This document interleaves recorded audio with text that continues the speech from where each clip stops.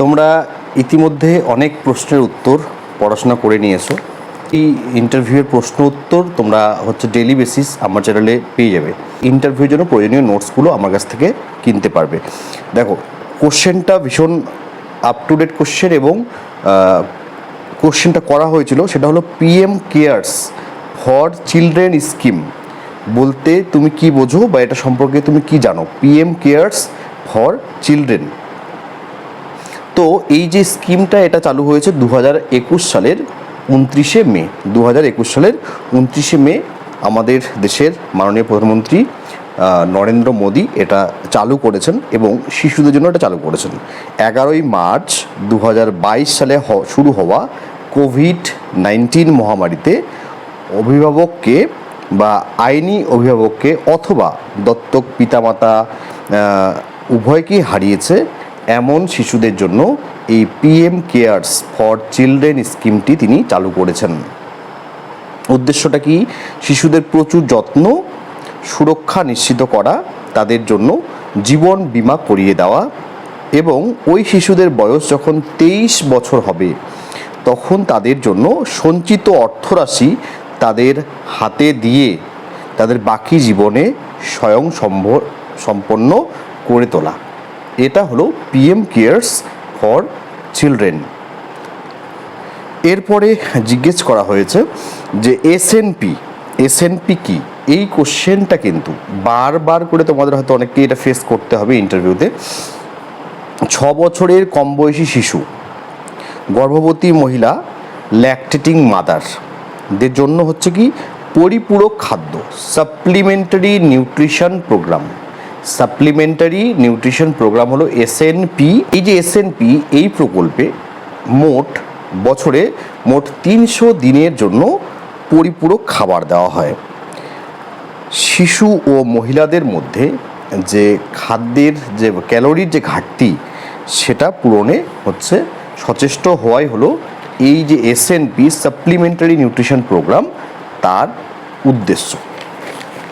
Next question হলো পূর্ব ভারতের নদী নাম বলো। পূর্ব ভারতের নদী, তো পূর্ব ভারতের নদী বলতে যেগুলো পশ্চিমবঙ্গ দিয়ে গিয়েছে সেগুলোই পূর্ব ভারতের নদী। তার মধ্যে যেমন আমরা বলতে পারি তিস্তা, মহানন্দা, হুগলি এগুলো হলো পূর্ব ভারতের নদী। তো এই প্রসঙ্গে তোমাদের আমি বলে দিই, উত্তর ভারতের নদী যদি জিজ্ঞেস করে, যদি উত্তর ভারতের নদীগুলো দুই একটি নদীর নাম বলো, তাহলে বলবে সিন্ধু, গঙ্গা, লুনি। পশ্চিম ভারতের নদী উল্লেখযোগ্য সবরমতী। দক্ষিণ ভারতের নদী কাবেরী। আবার যদি জিজ্ঞেস করা হয় যে দক্ষিণ ভারতের গঙ্গা কাকে বলা হয়, তাহলে এই প্রশ্নটার উত্তরটাও হলো কাবেরী। নেক্সট কোয়েশ্চেন হলো আপনি কোন জিপি থেকে এসেছেন? তো এটা তো তোমরা কোন গ্রাম পঞ্চায়েত থেকে গিয়েছো সকলেই বলতে পারবে। আপনার আশেপাশে আর কোন কোন জিপি আছে, তো আশা করি কোন কোন গ্রাম পঞ্চায়েত আছে এটাও তোমরা বলতে পারবে। তারপরে বলা হয়েছে কন্যাশ্রী মেয়েদের কেন দেওয়া হয়? তো ভীষণ ইম্পর্টেন্ট একটি কোশ্চেন, একটু আলোচনামূলক। তো কন্যাশ্রী দেওয়ার উদ্দেশ্য শুধু তাকে আর্থিকভাবে সাহায্য করা নয়, 13 বছর থেকে শুরু করে 18 বছরের মেয়েদের, গার্ল স্টুডেন্টসদের কন্যাশ্রী দেওয়া হয়। 13 থেকে শুরু করে 18 বছর পর্যন্ত প্রতি বছর 1000 টাকা করে দেওয়া হয় এবং 18 বছর যখন সে অ্যাটেইন করে তখন তাকে এককালীন 25,000 টাকা দেওয়া হয় এই প্রকল্পের উদ্দেশ্য হলো শিশুর শিক্ষার জন্য তার পরিবারকে সাহায্য করা বা ছাত্রীর শিক্ষার জন্য তার পরিবারকে সাহায্য করা, স্কুল ছুট এটাকে বন্ধ করা এবং বাল্য বিবাহ রোধ করা এবং মেয়েদের ক্ষমতায়নে সাহায্য করা, মেয়েদের স্বাবলম্বী হতে সাহায্য করা। এই হলো কন্যাশ্রী এই ধরনের উদ্দেশ্যগুলোর জন্যই চালু হয়েছে। তোমরা অবশ্যই কমেন্ট সেকশনে কমেন্ট করে জানাবে যে কন্যাশ্রী কত সালে চালু হয়েছে। স্কারভি রোগ কোন ভিটামিনের অভাবে হয়? তো স্কারভি রোগ ভিটামিন সি এর অভাবে হয়। সূর্যের আলোতে কোন ভিটামিন থাকে? আমরা সকলেই জানি সূর্যের আলোতে ভিটামিন ডি আমাদের শরীরের ত্বকে সংশ্লেষিত হয়। লেবুতে কোন ভিটামিন থাকে? ভিটামিন সি থাকে। পরের প্রশ্ন করা হয়েছে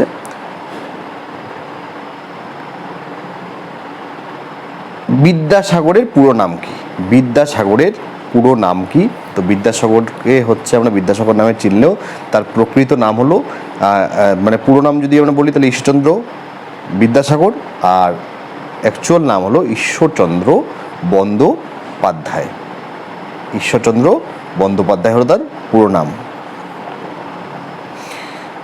সুষম খাদ্যের নাম করো।